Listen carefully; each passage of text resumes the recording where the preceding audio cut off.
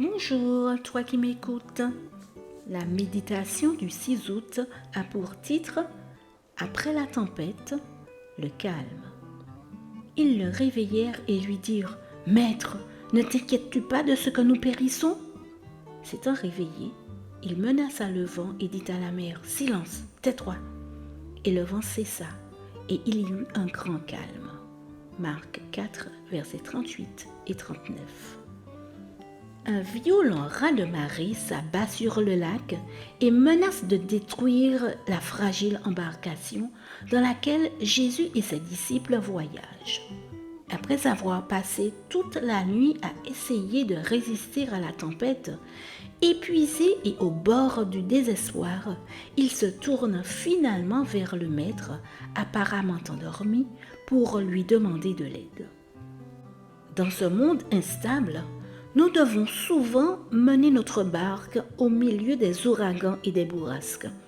Nous aimerions ne pas avoir à le faire, mais les tempêtes touchent aussi les enfants de Dieu, car, comme nous le savons, ils ne discriminent pas. Acte 10, verset 34. Cette histoire contient pour moi une parabole permanente de la réalité de la vie avec ces tempêtes inattendues. Ce bateau, fragile, ballotté par les vagues, sur le point de chavirer, est aussi une image réaliste des moments d'épreuve de notre propre existence. Problèmes personnels, ruptures affectives, tragédies familiales, conflits au travail ou crises spirituelles.